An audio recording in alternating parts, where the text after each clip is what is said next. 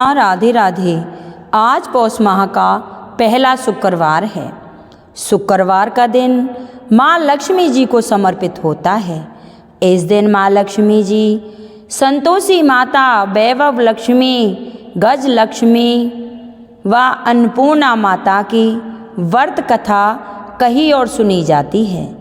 संतान व धन की कमी को दूर करने के लिए माँ लक्ष्मी जी की आराधना की जाती है।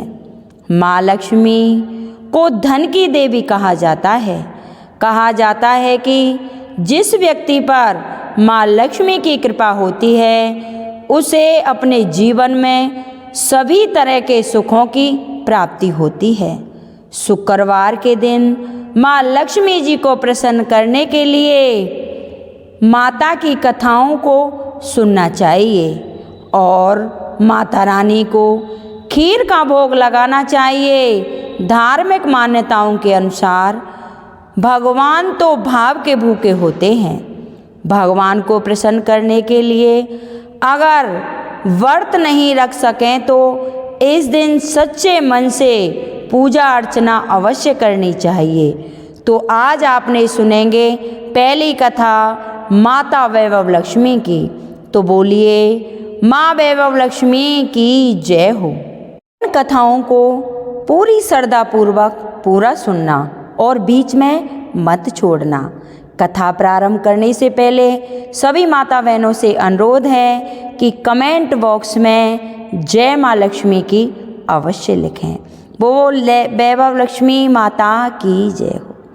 किसी शहर में अनेक लोग रहते थे। सभी अपने अपने कामों में लगे रहते थे। किसी को भी किसी की परवाह नहीं थी। भजन कीर्तन, भक्ति भाव, दया, माया, परोपकार जैसे संस्कार कम हो गए। शहर में बुराइयां बढ़ गई थी। शराब, जुआ, रेस, व्यभिचार, चोरी, डकैती, बहुत से गुनाह शहर में होते थे। इनके बावजूद शहर में कुछ अच्छे लोग भी रहते थे। ऐसे ही लोगों में शीला और उनके पति की गृहस्थी मानी जाती थी। शीला धार्मिक प्रवृत्ति की और संतोषी स्वभाव वाली थी।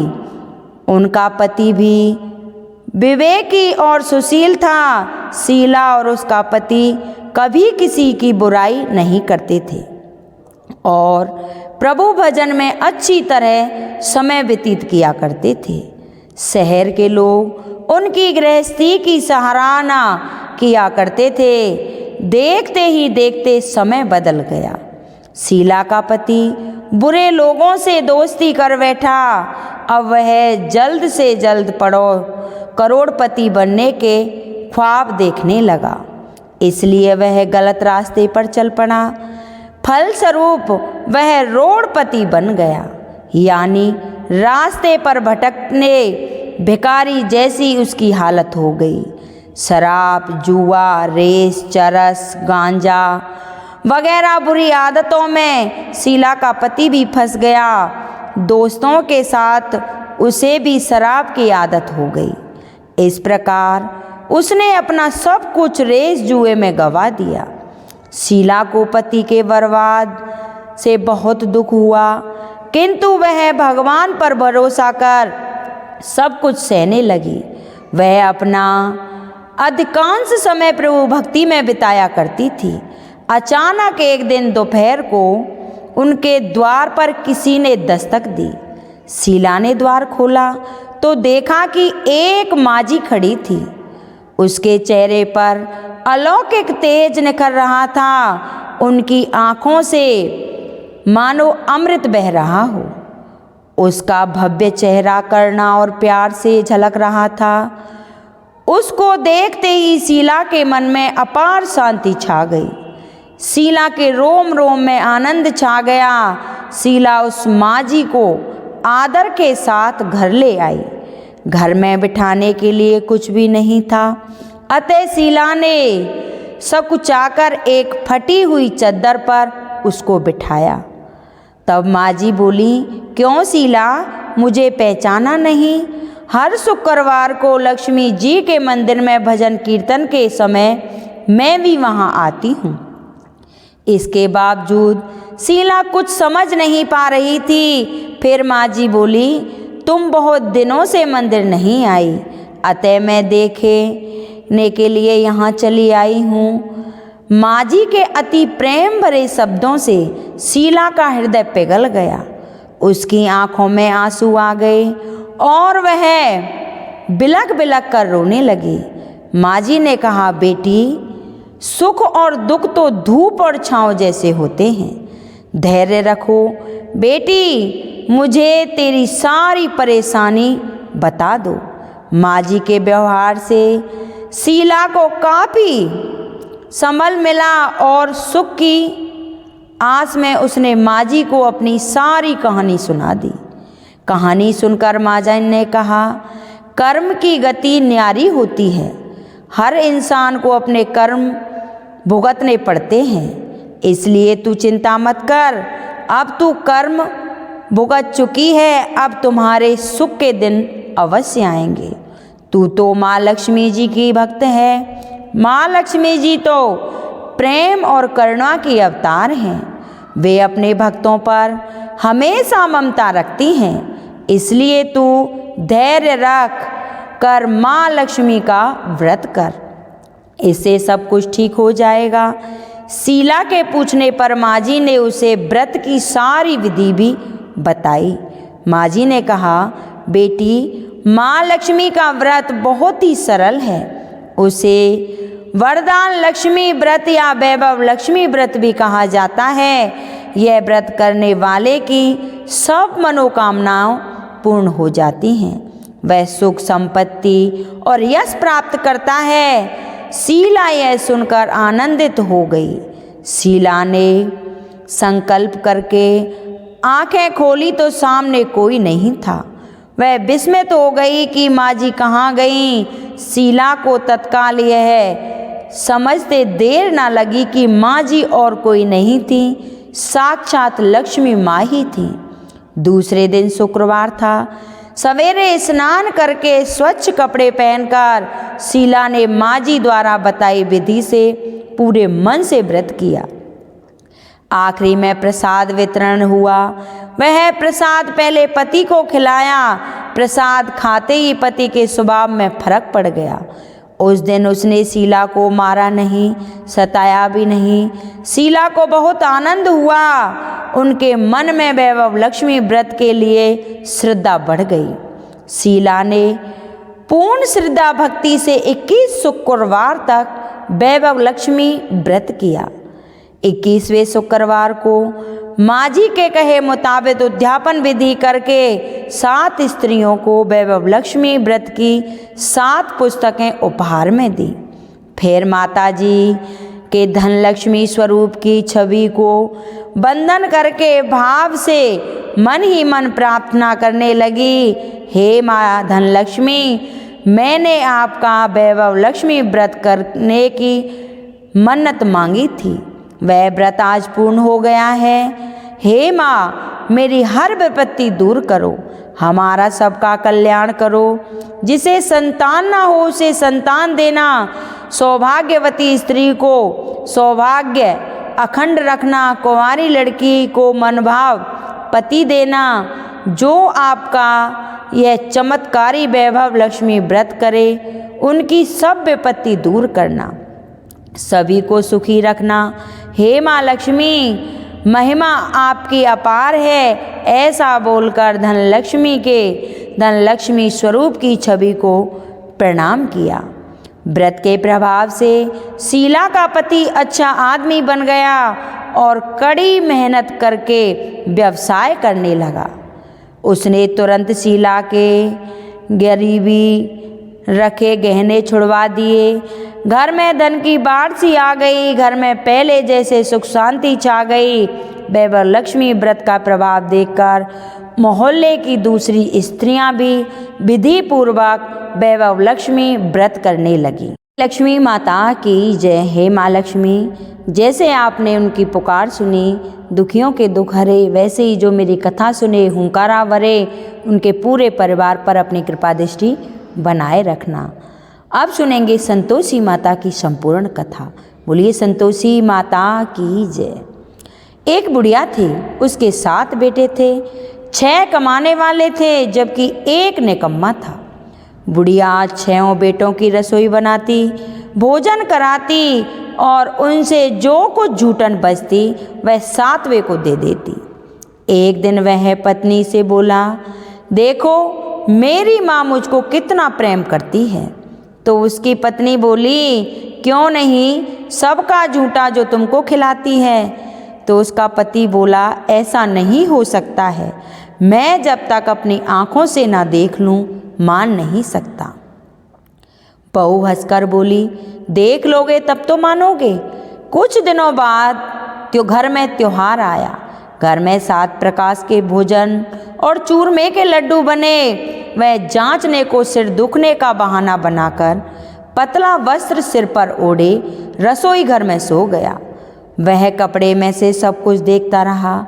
6 भाई भोजन करके चले गए। उसने देखा माँ ने उनके लिए सुंदर सुंदर आसन बिछाए हैं, नाना प्रकार की रसोई और आग्रह करके उन्हें जिमाया है। वह सब कुछ देखता रहा। 6 भाई भोजन करके उठे। तब माँ ने उनकी झूठी थालियों में से एक लड्डुओं के टुकड़े उठाकर एक लड्डू बनाया। झूठन साफ कर बुढ़िया माँ ने उसे पुकारा, बेटा 6 भाई भोजन कर गए, अब तू ही बाकी रहा है, उठ तू कब खाएगा। वह कहने लगा, माँ मुझे भोजन नहीं करना, मैं अब परदेश जा रहा हूँ। माँ ने कहा कि कल जाता हो तो आज ही चला जा। वह बोला, हाँ आज ही चला जाऊँगा। यह कहकर वह घर से निकल गया। चलते समय उसे अपनी पत्नी की याद आई। वह गौशाला में कंडे उपले थाप रही थी। वहाँ जाकर बोला, हम जावें परदेश को, आवेंगे कुछ काल, तुम रहियो संतोष से धर्म आपनो पाल। तो उसकी पत्नी बोली, जाओ पिया आनंद से हमरो सोच हटाए, राम भरोसे हम रहें ईश्वर तुम्हें सहाय। देव निशानी आपनी देख धरू में धीर, सुध मत हमरी विसारियो रखियो मन गंभीर। वह बोला, मेरे पास तो कुछ नहीं है, यह अंगूठी है सो ले लो और अपनी कुछ निशानी मुझे दे दो। वह बोली, मेरे पास तो क्या है, यह गोबर भरा हाथ है। यह कहकर उसकी पीठ पर गोबर के हाथ की थाप मार दी और वह चल दिया। चलते चलते दूर देश में पहुंचा। वहाँ एक साहूकार की दुकान थी। वहाँ जाकर कहने लगा, अरे भैया मुझे नौकरी पर रख लो। साहूकार को ज़रूरत थी, बोला रह जा। लड़के ने पूछा, तनख्वाह क्या दोगे? साहूकार ने कहा, काम देखकर दाम मिलेंगे। साहूकार की नौकरी मिली। वह सुबह 7 बजे से 10 बजे तक नौकरी बजाने लगा। कुछ दिनों में दुकान का सारा लेन देन, हिसाब किताब, ग्राहकों को माल बेचना, सारा काम करने लगा। साहूकार के 7-8 नौकर थे। वह सब चक्कर काटने लगे। यह तो बहुत ही होशियार बन गया। सेठ ने भी काम देखकर और 3 महीने में ही उसे आधे का मुनाफे का हिस्सेदार बना दिया और वह सब कुछ वर्ष में ही नामी सेठ बन गया और मालिक सारा कारोबार उस पर छोड़कर चला गया। तो इधर उसकी पत्नी को सास ससुर दुख देने लगे। सारी गृहस्थी का काम कराते, उसे लकड़ी लेने जंगल में भेजते। इस बीच घर के आटे से जो भी भूसी निकलती थी उसकी रोटी बनाकर रख दी जाती और फूटे नरेली के खोपड़े में उसको पानी दिया जाता। एक दिन वह लकड़ी लेने जा रही थी। रास्ते में बहुत सी स्त्रियां संतोषी माता का व्रत करती दिखाई दी। वह वहाँ खड़ी होकर कथा सुनने लगी और पूछा, अरे बहनों, तुम यह किस देवता का व्रत करती हो और उसके करने से क्या फल मिलता है? यदि तुम इस व्रत का विधान मुझे समझा कर कहोगी तो मैं तुम्हारा बड़ा एहसान मानूंगी। तब उसमें से एक स्त्री बोली, सुनो, यह संतोषी माता का व्रत है।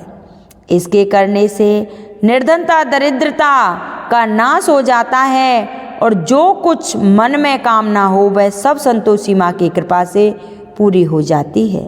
तब उसने उससे व्रत की विधि पूछी। वह भगतनी स्त्री बोली, 1.25 आने का गुड़ चना लेना, इच्छा हो तो 5.25 आने का ले लेना, या 1.25 रुपया का भी सहूलियत के अनुसार लाना। बिना परेशानी और श्रद्धा व प्रेम से जितना भी बन पड़े सवाया लेना। प्रत्येक शुक्रवार को निराहार रहकर कथा सुनना। इसके बीच में क्रम टूटे नहीं, लगातार नियम का पालन करना। सुनने वाला कोई ना मिले तो घी का दीपक जला उसके आगे या जल के पात्र को रखकर कथा कहना। जब कार्य सिद्ध ना हो तो नियम का पालन करना और कार्य सिद्ध हो जाने पर व्रत का उद्यापन करना। माता 3 मास में माता फल पूरा कर देती है। यदि किसी के ग्रह खोटे भी हों तो भी माता वर्ष भर में कार्य सिद्ध कर देती है।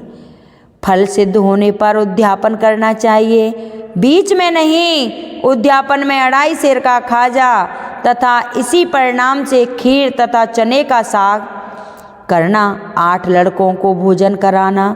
जहाँ तक मिले देवर जेठ भाई बंधु के हों, ना मिले तो रिश्तेदारों और पास पड़ोसियों को बुलाना। उन्हें भोजन करा, यथाशक्ति दक्षिणा दे। माता का नियम पूरा करना। उस दिन घर में खटाई ना खाना। यह सुन बुढ़िया के लड़के की बहू चल दी। व्रत का प्रण करना और माँ संतोषी का दर्शन देना। रास्ते में लड़की लकड़ी के बोझ को बेच दिया। उन पैसों से गुड़ चना ले माता के प्रसाद की तैयारी करने लगी। आगे चली और सामने मंदिर देखकर पूछने लगी, यह मंदिर किसका है? सब कहने लगे, यह संतोषी माता का मंदिर है। यह सुनकर माता के मंदिर में जाकर चरणों में लौटने लगी। मैं दीन हूँ और विनती करने लगी, माँ मैं निपट अज्ञानी हूँ, व्रत के कुछ भी नियम नहीं जानती हूँ, मैं दुखी हूँ। हे माता, जगत जननी मेरा दुख दूर करें, मैं तेरी शरण में आई हूँ। माता को दया आई। एक शुक्रवार बीता कि दूसरे को उसके पति का पत्र आया और तीसरे शुक्रवार को उसका भेजा हुआ पैसा आ पहुँचा। यह देखकर जेठ जेठानी मुँह सिकोड़ने लगे। लड़के ताने देने लगे। काकी के पास पत्र आने लगे, रुपया आने लगा। अब तो काकी की खातिर बढ़ेगी। बेचारी सरलता से कहती, भैया कागज आवे रुपया आवे, हम सबके लिए अच्छा है। ऐसा कहकर आंखों में आंसू भरकर संतोषी माता के मंदिर में आ और मातेश्वरी के चरणों में गिरकर रोने लगी। माँ, मैंने तुमसे पैसा कम मांगा है, मुझे पैसे से क्या काम है, मुझे तो अपने सुहाग से काम है। मैं तो अपने स्वामी के दर्शन मांगती हूँ। तब माता ने प्रसन्न होकर कहा, जा बेटी, तेरा स्वामी आ जाएगा। यह सुनकर खुशी से बावली होकर घर में जा कामकाज करने लगी। अब संतोषी माँ विचार करने लगी, इस भोली पुत्री को मैंने कहा तो दिया कि तेरा पति आएगा, लेकिन कैसे आएगा? वह तो इसे स्वप्न में भी याद नहीं करता है। उसे याद दिलाने को मुझे ही जाना पड़ेगा। इस तरह माताजी उस बुढ़िया के बेटे के पास जा स्वप्न में प्रकट होने लगी और साहूकार के बेटे को कहा कि सोता है या जागता है। वह कहने लगा, माता ना सोता हूँ ना जागता हूँ, कहो क्या आज्ञा है। माँ कहने लगी, तेरा घर बार कुछ है कि नहीं? वह बोला, मेरे पास सब कुछ है, माँ बाप है, बहू है, कुछ कमी नहीं है। माँ बोली, भोले पुत्र, तेरी बहू घोर कष्ट उठा रही है, तेरे माँ बाप उसे परेशानी दे रहे हैं, वह तेरे लिए तरस रही है, तू उसकी सुध ले। वह बोला, माता जी यह तो मालूम है, परंतु जाऊं तो जाऊं कैसे? परदेश की बात है, लेन देन का कोई हिसाब नहीं, कोई जाने का रास्ता नजर नहीं आ रहा, कैसे चला जाऊं? माँ कहने लगी, मेरी बात मान, सवेरे नहा धोकर संतोषी माता का नाम ले, घी का दीपक जला, दंडवत कर दुकान पर बैठ जाना। देखते देखते सारे लेन देन चुक जाएंगे, जमा माल का बिक जाएगा, सांझ होते होते धन का भारी ढेर लग जाएगा। अब बूढ़े की बात मानकर वह नहा धोकर संतोषी माता को दंडवत कर घी का दीपक जला दुकान पर बैठ जाता है। थोड़ी देर में देने वाले रुपया लाने लगे, लेने वाले हिसाब लेने लगे। कोठे में भरे सामान के खरीदार नगद दामों में सौदा करने लगे। शाम तक धन का भारी ढेर लग गया। मन में माता का नाम लेकर चमत्कार देख प्रसन्न हो घर के लिए जाने के वास्ते गहना कपड़ा सामान खरीदने लगा। यहाँ काम से निपट तुरंत घर को रवाना हुआ। उधर उसकी पत्नी जंगल में लकड़ी लेने जाती है। लौटते वक्त माता जी के मंदिर में विश्राम करती है। वह तो उसके प्रतिदिन रुकने का जो स्थान था। ठहरी तो धूल उड़ती देख वह माता से पूछने लगी, हे माता, ये धूल कैसी उड़ रही है? तो माता जी कहती हैं, हे पुत्री, तेरा पति आ रहा है। अब तू ऐसा कर, लकड़ियों के 3 बोझ बना ले। एक नदी के किनारे रख, दूसरा मेरे मंदिर पर व तीसरा अपने सिर पर। तेरा पति को लकड़ियों का गट्ठर देख मोह पैदा होगा। वह यहाँ रुकेगा, नाश्ता पानी खा पी कर माँ से मिलने जाएगा। तब तू लकड़ियों का बोझ उठाकर आना और चौक में गट्ठर डालकर जोर से आवाज़ लगाना, लो सासू जी, लकड़ियों का गट्ठर लो, भूसी की रोटी दो, नारियल के खोपड़े में पानी दो। आज मेहमान कौन आया है? माता जी से बहुत अच्छा कहकर वह प्रसन्न मन से लकड़ियों के 3 गट्ठर बनाती है। एक नदी के किनारे पर वह एक माता जी के मंदिर पर रख देती है। इतने में एक मुसाफिर आ पहुँचता है। सूखी लकड़ी देख उसकी इच्छा उत्पन्न होती है कि यहाँ पर विश्राम करें और भोजन बनाकर खा पी कर गाँव को जाएं। इसी तरह रुककर भोजन बना विश्राम करके गांव को गया। सबसे प्रेम से मिला। उसी समय सिर पर लकड़ियों का गट्ठर लिए वह उतावली सी आती है। लकड़ियों का भारी बोझ आंगन में डालकर जोर से 3 आवाज़ देती है, लो सासू जी, लकड़ियों का गट्ठर लो, भूसी की रोटी दो। आज मेहमान कौन आया है? यह सुनकर उसकी सास बाहर आकर अपने दिए हुए कष्टों को बुलाते हुए कहती है, बहू ऐसा क्यों कहती है? तेरा मालिक ही तो है। आ बैठ, मीठा भात खा, भोजन कपड़े गहने पहन। उसकी आवाज़ सुन उसका पति बाहर आता है। अंगूठी देख व्याकुल हो जाता है। माँ से पूछता है, माँ यह कौन है? माँ बोली, बेटा यह तेरी बहू है। जब से तू गया है तब से सारे गांव में भटकती फिरती है। घर का काम काज कुछ करती नहीं, 4 पैर आकर खा जाती है। वह बोला, ठीक है माँ, मैंने इसे भी देखा है और तुझे भी देखा है। अब मुझे दूसरे घर की ताली दो, मैं उसमें रहूँगा। माँ बोली, ठीक है, जैसी तेरी मर्जी। तब वह दूसरे मकान की 3री मंजिल का कमरा खोल सारा सामान जमा लेता है। एक दिन में राजा के महल जैसा ठाठ बाट बन गया। अब क्या था, बहू सुख भोगने लगी। इतने में शुक्रवार आया। शुक्रवार व्रत के आने पर उसने अपने पति से कहा, मुझे संतोषी माता के व्रत का उद्यापन करना है। पति बोला, खुशी से करो। वह उद्यापन की तैयारी करने लगी। जेठानी के लड़कों को भोजन के लिए कहने गई तो उन्होंने मंजूर किया, परंतु पीछे से जेठानी ने बच्चों को सिखा दिया, देखो भोजन के समय खटाई मांगना, जिससे इसका उद्यापन पूरा नहीं होगा। लड़के जीमने आए, खीर खाना पेट भरकर खाया, परंतु बाद में खाते ही कहने लगे, हमें खटाई खानी है, खीर खाना हमको नहीं भाता, देखकर अरुचि होती है। वह कहने लगी, भाई खटाई किसी को नहीं दी जाएगी, यह तो संतोषी माता का प्रसाद है। लड़के उठ खड़े हुए और बोले, पैसा लाओ। भोली बहू ने कुछ जानती नहीं थी, उसने पैसे दे दिए। लड़के उसी समय हट करके इमली की खटाई खा लिए। यह देखकर वह बहू पर माताजी का कोप हुआ।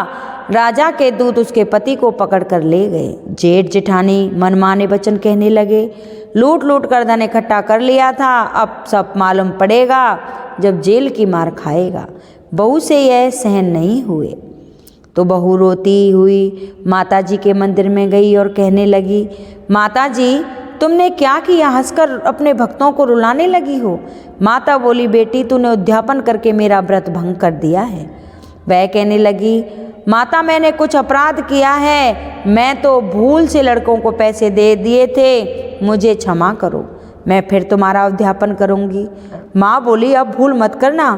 वह कहती है, अब भूल नहीं होगी। अब बताओ वे कैसे आवेंगे? तो माँ कहती है, जा पुत्री, तेरा पति तुझे रास्ते में आता मिलेगा। वह निकली तो राह में पति आता मिला। वह पूछी, कहाँ गए थे? वह कहने लगी, इतना धन जो कमाया है उसका टैक्स राजा ने मांगा था, सो वह भरने गया था। वह प्रसन्न हो बोली, भला हुआ, अब घर को चलो। कुछ दिन बाद फिर शुक्रवार आया। वह बोली, मुझे फिर माता जी का उद्यापन करना है। पति ने कहा, करो। बहू फिर जेठ के लड़कों को भोजन को कहने गई। जेठानी ने एक दो बातें सुनाई और सब लड़कों को सिखा दिया कि तुम सब लोग पहले ही खटाई मांगना। लड़के भोजन से पहले कहने लगे, हमें खीर खाना नहीं आता, हमेरा जी बिगड़ता है, खटाई खाने को दे। वह बोली, खटाई किसी को नहीं मिलेगी, आना है तो आओ, नहीं तो मत आओ।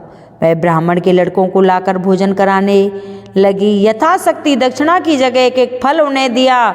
संतोषी माता प्रसन्न हुई। माता की कृपा से उसे 9वें मास में उसके चंद्रमा के समान सुंदर पुत्र पैदा हुआ। पुत्र को पाकर प्रतिदिन माता जी के मंदिर में जाने लगी। माँ ने सोचा, यह रोज आती है, आज क्यों ना इसके घर चलूं। यह विचार कर माता ने भयानक रूप बनाया। गुड़ चने से सना हुआ मुख, ऊपर सूंड के समान होठ, उस पर मक्खियाँ भिन भिन कर रही थीं। दहलीज पर पैर रखते ही उसकी सास चिल्लाई, देखो रे, कोई चुड़ैल नागिन चली आ रही है। लड़कों, इसे भगाओ नहीं तो किसी को खा जाएगी। लड़के भगाने लगे, चिल्लाकर खिड़की दरवाजे बंद करने लगे। बहू रोशनदान में से देख रही थी। प्रसन्नता से पागल बन चिल्लाने लगी, आज मेरी माताजी मेरे घर आई हैं। वह बच्चे को दूध पीते से हटाती है। इतने में सास का क्रोध फूट पड़ता है। वह बोली, क्या उतावली हुई है? बच्चे को पटक दिया। इतने में माँ के प्रताप से लड़के ही लड़के नजर आने लगे। वह बोली, माँ, मैं जिसका व्रत करती हूँ यह वही संतोषी माता है। सबने माता जी के चरण पकड़ लिए और विनती करने लगे, हे माता, हम मूर्ख हैं, अज्ञानी हैं, तुम्हारे व्रत की विधि हम नहीं जानते। व्रत भंग करके हमने बड़ा अपराध किया है। हे जग माता, आप हमारा अपराध क्षमा करो। इस प्रकार माता प्रसन्न हुई और बहू को प्रसन्न हो जैसा फल दिया वैसा माता सबको देना। जो पढ़े उसको मनोरथ पूर्ण करना, जो भी कहानी सुने उन सभी की मनोरथ पूर्ण करना। बोलो संतोषी माता की जय। गज लक्ष्मी माता की व्रत कथा, इन कथाओं को पूरी श्रद्धापूर्वक पूरा सुनना और कमेंट बॉक्स में जय माँ लक्ष्मी की, जय गज लक्ष्मी की लिखते रहना। बोलो गज लक्ष्मी माता की जय। एक समय महर्षि श्री वेद व्यास जी हस्तिनापुर पधारे। उनका आगमन सुन महाराज धृतराष्ट्र उनको आदर सहित राजमहल में ले आए। स्वर्ण सिंहासन पर विराजमान कर उनका पूजन किया। श्री वेद व्यास जी से माता कुंती तथा गांधारी ने हाथ जोड़कर प्रश्न किया, हे महान भावे, आप त्रिकालदर्शी हैं, अतः आपसे हमारी प्रार्थना है कि आप हमको कोई ऐसा सरल व्रत तथा पूजन बतलाइए जिससे हमारा राज्य लक्ष्मी सुख समृद्धा, पुत्र पौत्र आदि परिवार सुखी से रहे। इतना सुन श्री वेद व्यास जी कहने लगे, हम एक ऐसे व्रत का पूजन व वर्णन कहते हैं जिससे सदा लक्ष्मी जी का निवास होगा, सुख समृद्धि में वृद्धि होगी। यह श्री माँ लक्ष्मी जी का व्रत है। इसे गज लक्ष्मी व्रत भी कहा जाता है, जिसे प्रतिवर्ष अश्वनी कृष्ण पक्ष की अष्टमी को विधि पूर्वक किया जाता है। हे महान भावों, इस व्रत की विधि हमें विस्तार पूर्वक बतलाने की कृपा करें। तब व्यास जी बोले, हे देवी, यह व्रत भाद्रपद शुक्ल पक्ष की अष्टमी से प्रारंभ किया जाता है। इस दिन स्नान करके 16 सूत्र के धागे का डोरा बनाएं, उसमें 16 गांठ लगाएं, हल्दी से पीले करें। प्रतिदिन 16 दूब व 16 गेहूं डोरे को चढ़ाएं। अश्वनी कुवार कृष्ण पक्ष की अष्टमी दिन उपवास रखकर मिट्टी के हाथी पर श्री महालक्ष्मी जी की प्रतिमा स्थापित कर विधि पूर्वक पूजन करें। इस प्रकार श्रद्धा भक्ति सहित महालक्ष्मी जी का पूजन व्रत करने से आप लोगों की राज्य लक्ष्मी में सदा अभिवृद्धि होती रहेगी। इस प्रकार व्रत का विधान बताकर श्री वेद व्यास जी अपने आश्रम को प्रस्थान कर गए। इधर समय अनुसार भाद्रपद की शुक्ल पक्ष की अष्टमी से गांधारी तथा कुंती अपने अपने महलों में नगर की स्त्रियों सहित व्रत का आरंभ करने लगी। इस प्रकार 15 दिन बीत गए। 16वें दिन अश्विनी कृष्ण पक्ष की अष्टमी के दिन गांधारी ने नगर की सभी प्रतिष्ठित महिलाओं को पूजन के लिए अपने महल में बुलाया। फिर माता कुंती के यहाँ कोई भी महिला पूजन के लिए नहीं आई। साथ ही माता कुंती को भी गांधारी ने नहीं बुलाया। ऐसा करने से माता कुंती ने अपना बड़ा अपमान समझा। उन्होंने पूजन की कोई तैयारी नहीं की एवं उदास बैठ गईं। जब पांचों पांडव युधिष्ठिर, अर्जुन, भीम, नकुल और सहदेव महल में आए तो कुंती को उदास देकर पूछा, हे माता, आप इस प्रकार उदास क्यों हैं? आपने पूजन की तैयारी क्यों नहीं की? तब माता कुंती ने कहा, हे पुत्र, आज महालक्ष्मी जी के व्रत का उत्सव गांधारी के महल में मनाया जा रहा है। उन्होंने नगर की समस्त महिलाओं को बुला लिया है और उसके 100 पुत्रों ने मिट्टी का एक विशाल हाथी बनाया है, जिस कारण सभी महिलाएं उस बड़े हाथी का पूजन करने के लिए गांधारी के महल में चली गई हैं, लेकिन मेरे यहाँ नहीं आई। यह सुनकर अर्जुन ने कहा कि हे माता, आप पूजन की तैयारी करें और नगर में बुलावा लगवाएं दें कि हमारे यहाँ स्वर्ग के ऐरावत हाथी की पूजा होगी। इधर माता कुंती ने नगर में ढिंढोरा पिटवा दिया और पूजा की विशाल तैयारी होने लगी।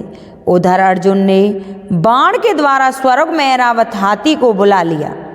इधर सारे नगर में शोर मच गया कि कुंती के महल में स्वर्ग से इंद्र का ऐरावत हाथी पृथ्वी पर उतरकर पूजा की जाएगी। समाचार को सुनकर नगर के सभी नर नारी, बालक, वृद्ध की भीड़ एकत्रित हो गई। उधर गांधारी के महल में हलचल मच गई। वहाँ एकत्रित हुई सभी महिलाएं अपनी अपनी थालियां लेकर कुंती के महल की ओर जाने लगी। देखते ही देखते कुंती का सारा महल ठठाठस भर गया। माता कुंती ने ऐरावत को खड़ा करने हेतु अनेक रंगों के चौक पुरवाकर नवीन रेशमी वस्त्र बिछाए। नगरवासी स्वागत की तैयारियों में फूलमाला, अम्बरीश, गुलाब, केसर हाथों में लिए पंक्तिबंद खड़े गए।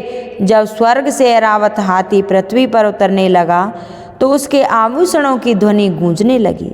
ऐरावत के दर्शन होते ही जय जयकार होने लगी। सायंकाल के समय इंद्र का भेजा हुआ हाथी ऐरावत माता कुंती के भवन के चौक में उतर आया। तब सब नगर नारियों ने पुष्पमाला, अम्बरीश, गुलाब, केसर आदि सुगंधित पदार्थ चढ़ाकर उसका स्वागत किया। राज्य पुरोहित द्वारा ऐरावत पर महालक्ष्मी जी की मूर्ति स्थापित करके मंत्रोच्चारण द्वारा पूजन किया गया। नगरवासियों ने भी महालक्ष्मी पर पूजन किया। फिर अनेक प्रकार के पकवान लेकर ऐरावत को खिलाए गए और यमुना का जल उसे पिलाया गया। राज्य पुरोहित द्वारा स्वास्तिक वाचन करके महिलाओं और महालक्ष्मी का पूजन कराया गया। 16 गांठों वाले डोरा लक्ष्मी को चढ़ाकर अपने अपने हाथों में बांध लिया।